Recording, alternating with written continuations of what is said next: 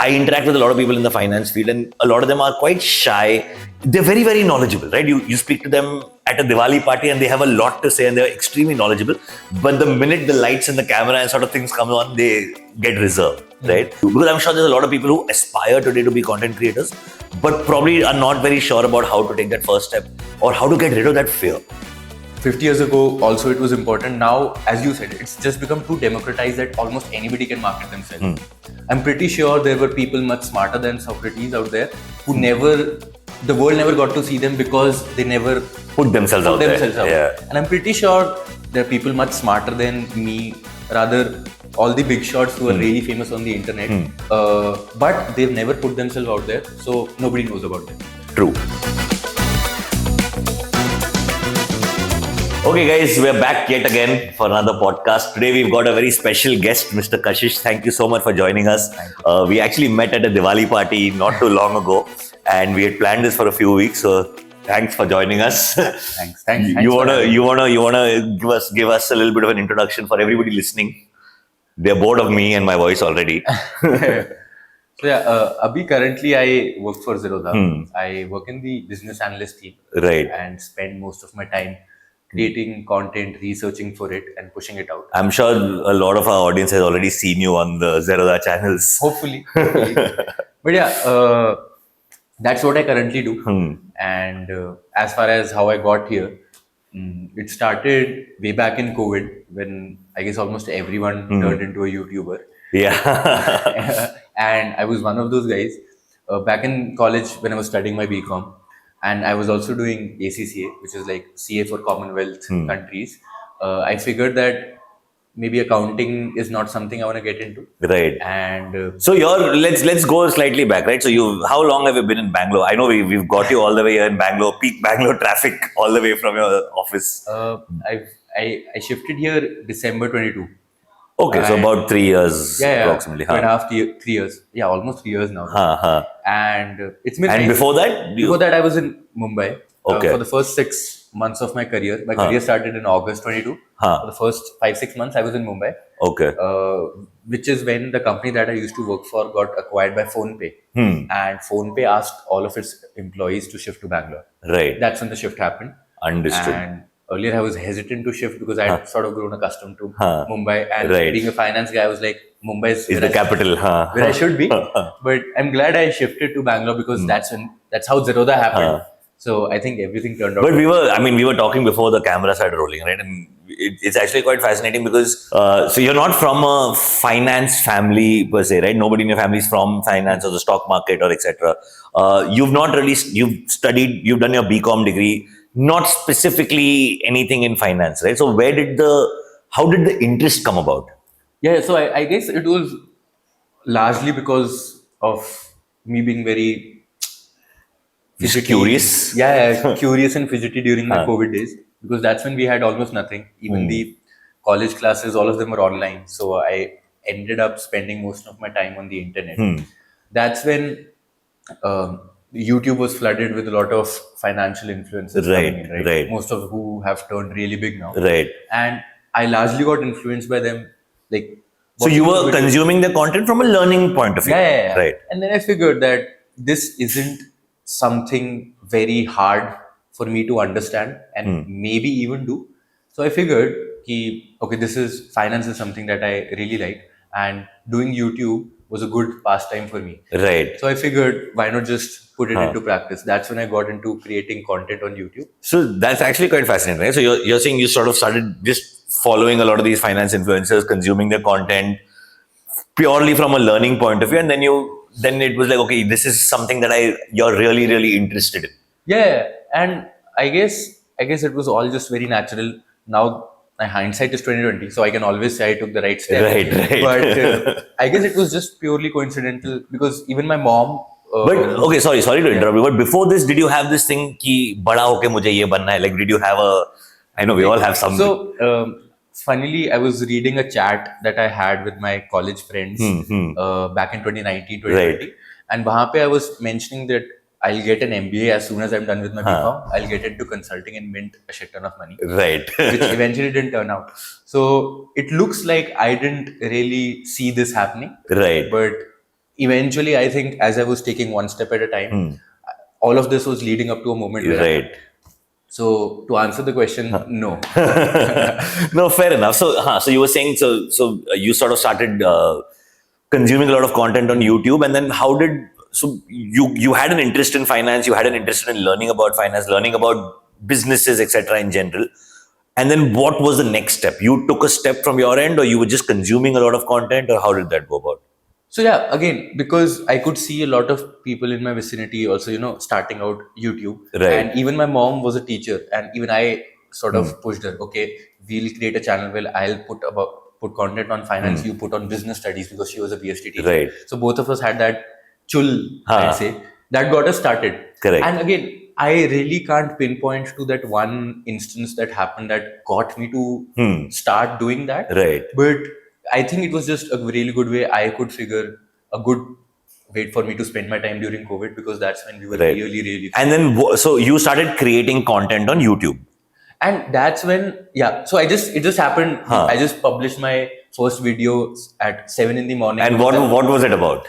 I don't know. I guess it was about. So the thing is, before I pushed the video out, as I mentioned, I had started consuming a lot of content Right. about finance. So I started building a repository of everything that I was learning about finance. Right. Whether it was through books, mostly it was through books, reading, Right. very primary reading, like Warren Buffett, his letters, some very basic investing books. So I was always consolidating all that I was learning and sort of structuring it. So I guess my first video was on how to make a personal financial plan, something like that. Right. So again, it was nothing but just a compilation Is it still there? Yeah, probably. We'll find it. So, and that was nothing. It was just a compilation of everything that I had learned for my own self.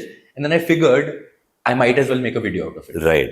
So that's when I pushed it out. And then eventually things started falling in place. The feedback loop is very short when it comes to social media and YouTube. Correct. So as soon as you publish, It's instant. It's very instant. Right. And obviously it snowballs into something bigger slowly and slowly. So did you get a good response when you put the first video out? So obviously the first video, nobody cared except my friends and family. Correct. Because I pushed it out to them. Right. But then I always knew that would be the case. But then I got into those growth hacks where I'll optimize for SEO. Right. I'll spam my links on all these WhatsApp groups, all these Telegram groups, on Reddit, all of that. So I did that to gain that first traction. And then by, let's say, video 5, 10, 15, I'd come to a point where I could see people I didn't know commenting on my video. Right. So this was a really Little good proof of concept there. Yeah. It gave me the validation that, okay, what I'm doing makes sense. People Right. like it. And then I remember one of the videos really did well and it crossed like 50K views back then. Right. And like 50K views were really good for me. Of course, yeah. And honestly, the things that I was We sharing... don't even get 50 views. And the thing that I was talking about there was all the research that I had done in my personal capacity. Right. And I was really excited about putting that into practice and also sharing it with my YouTube audience. Right. So then it had just become a loop of sorts where I was constantly learning new things about finance, because at that stage I was little noob. So anything that I learned was really a learning curve. Right. And I made sure that I condensed that and put that out in form of video. So that loop, and then after the video is put out, people get to know about me, they appreciate it. That gives me more confidence, Right. more incentive to learn more and do all of that. I'll tell you something quite funny, right? Because I'm from a marketing background primarily, and I mean, back in the day when I was running my own marketing agency, so I had worked with a few sort of wealth managers and content creators and etc. But I've never really had a major background in finance, right? And I've realized something, but I've also sort of worked with a lot of content creators. And one thing that I've realized, it's a very common trend that most content creators, they start making content. And if you don't get that validation very quickly, they also get very discouraged from continuing it, right? And I think, I'm sure you'll agree with this, that the trick is to just sort of keep at it, because something somewhere will click, right? I think the stakes were very low for me, which is why I couldn't care less about the feedback coming as quickly as anybody else would have wanted. I guess that also stems from the fact that that's just my nature. I just don't really care a lot about how things turn out the way they do. And fortunately, things have turned out well Right. at every step. It very well. You're So- killing it in your career. But before we sort of move to your Zerodha days and everything, so this was all happening while you were studying. Yeah. Right. So you were doing your BCom, and on the side you were sort of just playing around with YouTube and slowly and steadily growing. Right. Yeah. What happened next then after that? So then again, my idea here was I could see people making a career out of it. People cross-selling things, doing all of that. Correct. Referral links laga diye, Haan. selling a product, plugging in links to all of these broker houses, all of that. And I could see people have made really good businesses.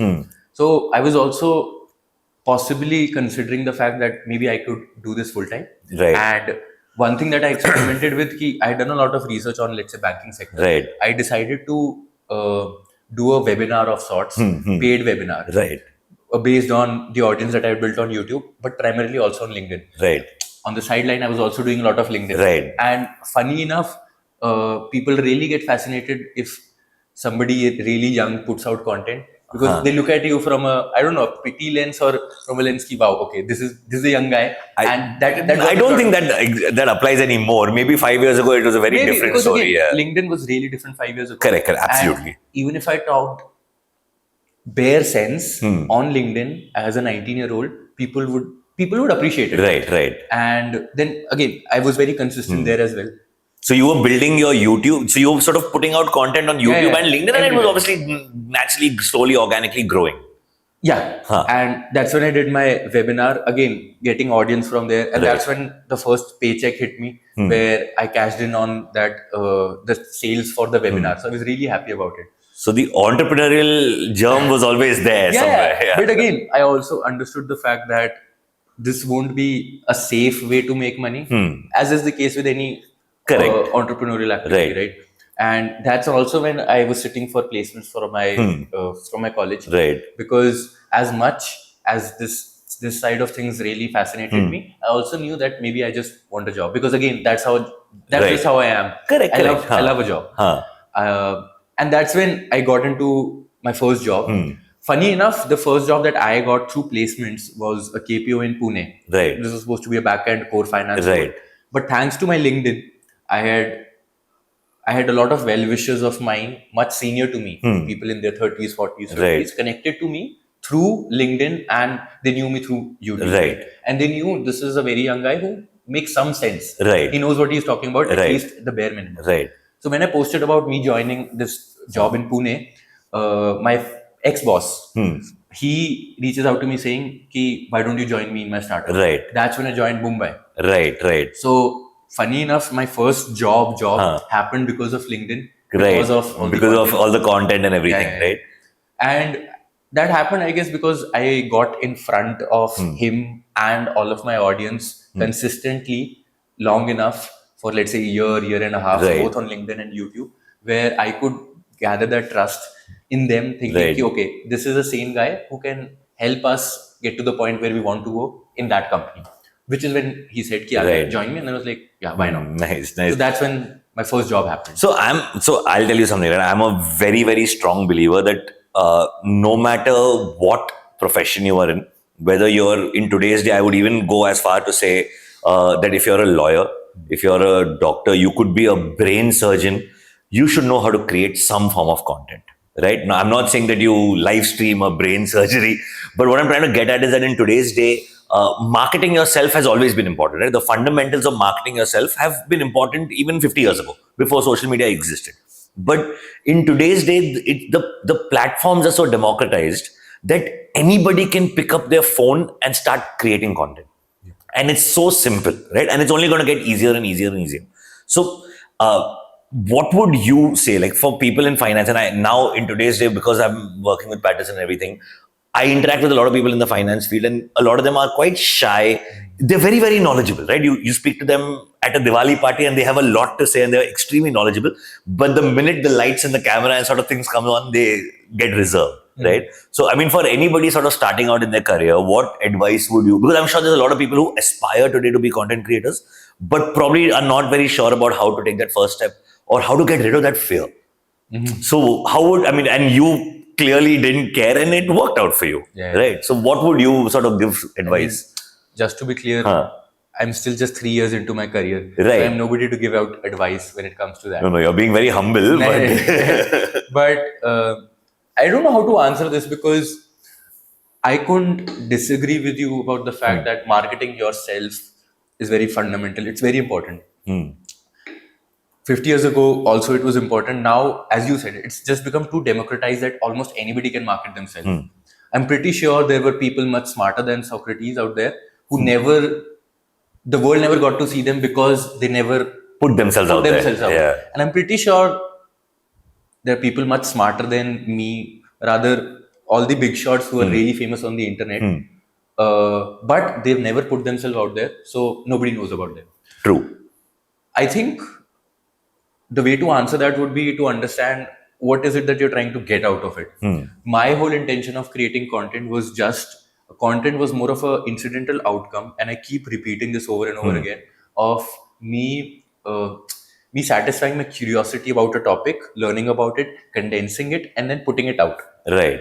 So it was purely curiosity driven, and all the outcomes that have happened have been purely incidental. Correct. Be it getting a little famous on LinkedIn, be it getting my first job, or even Zerodha happening. Right. So all of them have been very incidental outcome to the precursor of me being very curious about everything that I want to learn about and then push out. I think that should be the one driving your decision of creating content based on what you want to do. So if, let's say, you're a doctor, right, and maybe you want to practice, you want to have your own practice. It won't harm if a lot of people know who you are. Exactly. And for a lot of people to know who you are, they've got to trust you. Right. Well, obviously, you can go about sharing pamphlets and all but, in your vicinity.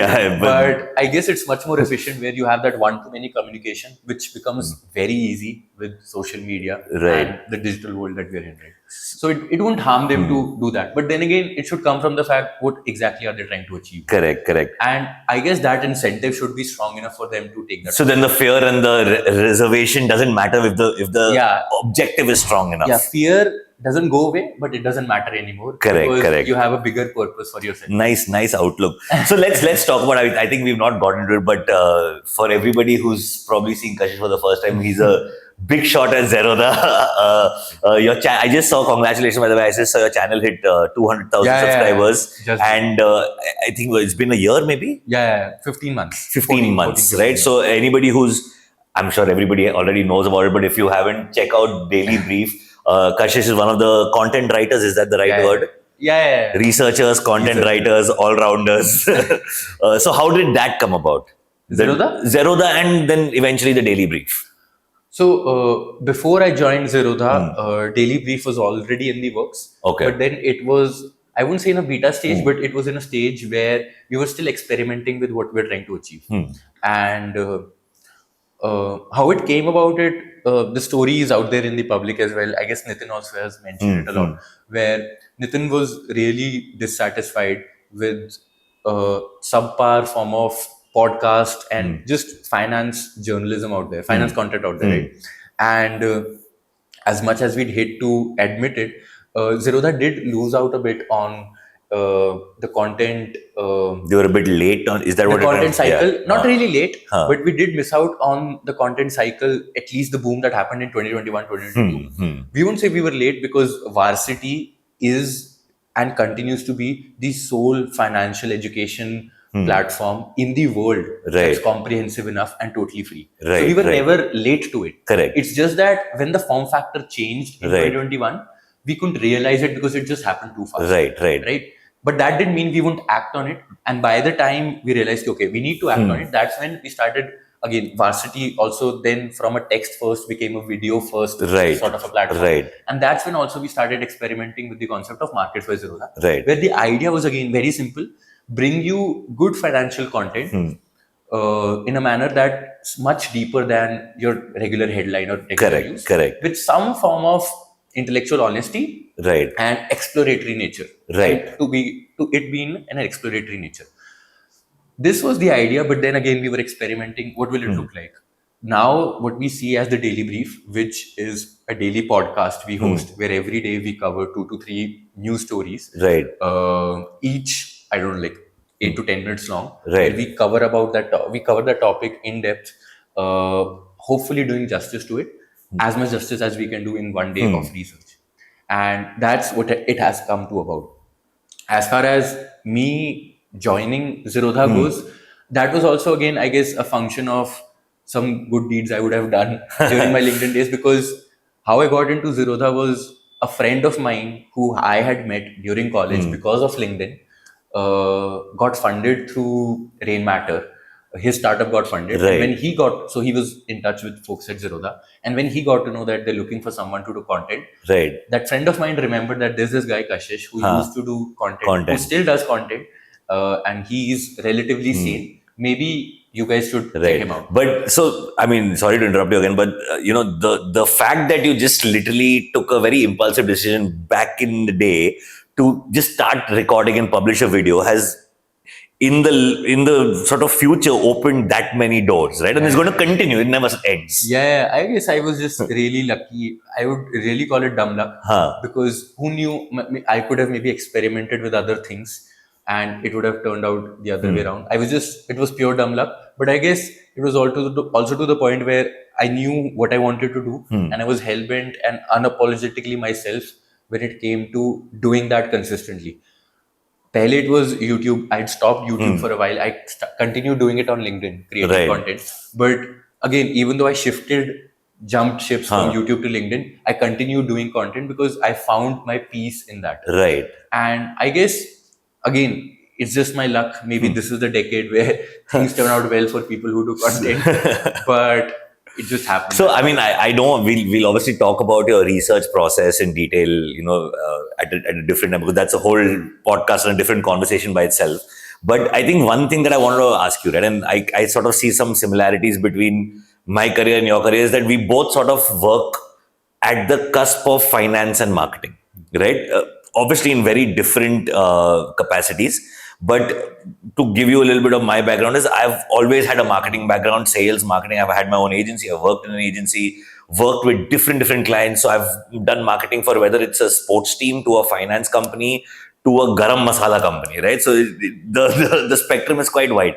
And I always, I'm a big believer, and I can see that you've sort of put this in practice, that if you can sort of combine two skills, right? So it's marketing and whatever else that other skill might be, the output is quite exponential, right? And I'm assuming you're sort of also, your skills and what you do on a day-to-day basis overlap in finance and what you do in your research with content, right? So how do you think that works? And maybe for somebody starting out, what would you suggest for them?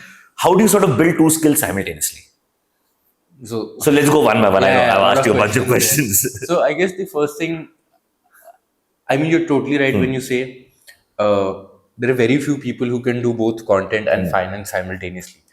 Even we at Zerodha we want to hire really high quality people who understand both the worlds well enough. Correct. And even we've been struggling to find really good people. Right. And it's not that we aren't hiring. We really want to hire. It's just that we haven't been able to find anyone. So is that a rare skill to have? For sure. But is it something that can't be built? I won't be too sure of that. No, there's enough people who are doing it, right? Exactly. And when you say that the finance influencers you start following in 2020, those were the guys who were sort of pioneers of this, where they sort of put finance and marketing together, and a lot of them have become huge now, right? So yeah, people have been doing this. It's just that, I don't know, it's hard for me to say because I was again at the right place. There are people who've just focused on finance, built really good careers, are building really good careers. There are people who are just focusing on content. It's just a very niche space to be in. Yeah. And funnily, I know enough people in the industry where if there is move happening, people moving from here and there, we all get to know about it because again, the industry is very niche. Right. Maybe it just doesn't attract a lot of people here. Yeah, I would assume the inherent mindset for somebody who's from a marketing background, I've always looked at finance and it scared me. Too technical, too fundamental, too complicated, right? I'm assuming somebody who's grown up with a finance background looks at marketing and thinks of it the same way. Too complicated, too scary, too intimidating, too boring, whatever it might be, right?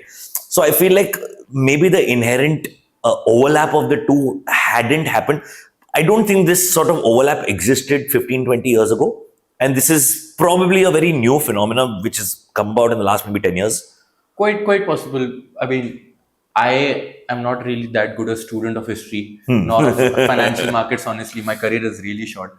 But from what little I understand, honestly, financial content marketing still happened back in the day when Warren Buffett was writing all these letters. Right? True. So, True. in a sense, even he was building a cult-like following. Right. Back in the day, intentionally, unintentionally, we'll never know. Yeah. But that was happening. You're right. You had your guys who were writing articles, magazines, and all of these guys, they've written these long ass books, right, and created a cult following for them. True. So it's not that this is something very new. You're right. But at the same time, that also doesn't mean that nothing's changed since then. What's changed right now is the fact that now almost anybody can do this. Yeah. Those people maybe were at a point of position where they actually had access to it, maybe, and probably access to that knowledge from both fields, which was probably a lot tougher to get back in the day. And today, access to knowledge is not difficult anymore for anything. Right. So earlier, I guess, access was something that really stopped a lot of people from doing that. Now we have a lot more people. So if I were to purely talk from an objective perspective, today we actually have more people doing finance and content than ever before. True. And as much as I hate this about the industry, because now this also means a lot of unethical people come up, a lot of untrustworthy people come up, peddling. Or the loudest guy becomes the most popular person. Yeah. I mean, that's a problem too. But again, at the same time, they also are indirectly the reason why financialization is happening in India, right? So there's this funny quote. I don't know where I remember reading it, but I was reading somewhere where the person said scams are actually good for the financial industry, because it is only after scams do people realize about the industry, and then more people get involved. So maybe the best thing to happen to Indian stock market was maybe the 1992 Harshad Mehta scam. Because only after this did a lot of people get to know about it. Correct.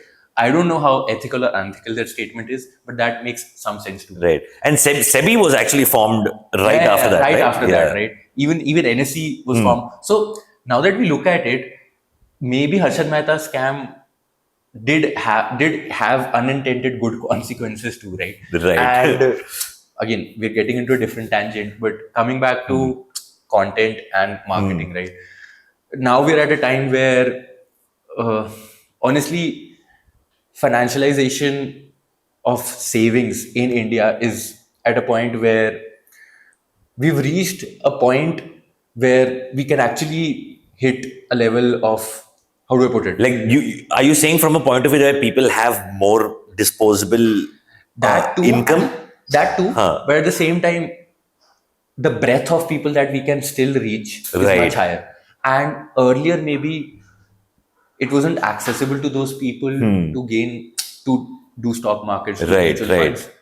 Thanks to the internet and mobile phones, everybody can do that. Right? That's true. So not only do we have people with relatively more disposable income right now, but at the same time, we also have all of these people. We also have the opportunity to give them the markets at a scale. Right. And that only gets, I don't know, accentuated when we have folks in finance and marketing doing their job well. Right. So I don't know whether this is, it's obviously in financial incentive of Zerodha to have more and more people participating. But I guess it's also overall good for the economy, for the financial system, that more and more people come in. And if folks like us, folks like you, with things like these can do that, I think that's a job well done on all our parts. That's great. Great. So one more last thing I actually wanted to ask you, right? I'm very curious from a point of view of just, I've always been of the thought process or of the mindset that if there is anything you can do to help somebody in the early stages of their career, that's actually a huge help for somebody, right? I remember when I started, I was quite clueless, as most people are. But if you can get real, genuine help, right? And not just help where we're trying to sell you a course, right? I think that can really help shape somebody's life, career, and generations, and an entire ecosystem around that. right? So I just wanted to understand that from your point of view. You're obviously at a very early stage in your career. There's a lot that you've achieved. I'm sure there's a lot that you want to achieve in the future. But where do you look at it going forward, right? Let's say, I don't want to make it sound like an interview, but aage jaake 5 years, 10 years, what do you see yourself doing in terms of your career? I mean, it's hard for me to. If you would have asked me this 5 years ago, I'm pretty sure my answer would have been different. And the way it has panned out, it's completely different, right? So again, no matter what answer I give today, it will be very different from how 2029 or 2030 Kashish's career looks like. But one thing I know for a fact is I want to stick to wealth as an industry. Right. Because even 5 years ago, that was at the center of what I wanted to do. And I'd figured that out, touchwood, luckily very early. People still try to figure in their mid-20s ki exactly karna hai. Within wealth, again, there have been times, again, I started doing YouTube and LinkedIn. And in my first job, I also was a key account manager. Right. I was doing a lot of sales and BD work as well. Right. Now it's more of content. In other ad hoc works, I also try to give feedback in product, in terms of investments. So I don't know how my job role will evolve, but I know for a fact that it will still be anchored around money. Right. Because because I know you and I've interacted with you, I understand that if I hand you a company's balance sheet and a little background about the company, you can sort of break it down and come up with your own conclusions and inferences and analysis, right? Similarly, if I hand you some person's stock and mutual fund portfolio, you can again look at it and come up with your own analysis and conclusions, etc. Right? At the same time, if I hand you a brand's content strategy, I'm sure you can do a little analysis on that, right? So there's a lot of sort of pathways that you've created for yourself, obviously because of the work and the kind of learning that you've done in the past, right? So what part of these three? I'm just giving three options. I'm sure there's more. Which part of it do you enjoy doing the most? I guess everything, because I found my love in doing all of them. Right. It's hard for me to actually pinpoint. Pick one. I guess, but what I will tell you is how do I decide where I'll go will again purely be driven by the fact how much I love doing that. Right. And would I be doing that even if I weren't paid? Correct. So I'm fortunate enough that I'm being paid to do what I love. Right. And I keep saying this to every guy that I meet because I want to be really grateful for what I do right now. Right. And I think I'll continue doing that as long as the things that I'm getting involved in are interesting to me. Right. And so far, I have had really few instances where I've gotten involved in something and I haven't liked it. Right. And I guess that's how my career trajectory has also been. Naturally, I've just grown away from things that I don't like and grown closer in my career to things that I do like. So I think eventually, maybe next 5 years, one step at a time, I'll eventually continue growing closer to things at Zerodha where they spark more of my interest. And it'll be still for sure anchored around everything. Around wealth, content, etc. Right? Yeah. Fair enough, Kashish. Thanks a lot. It was great talking to you. I'm sure we'll do this again. Yeah. And let's catch up for a beer also sometime soon. Thanks a lot. Disclaimer. This content is for informational purposes only. None of the stocks, brands or products mentioned are recommendations or endorsements.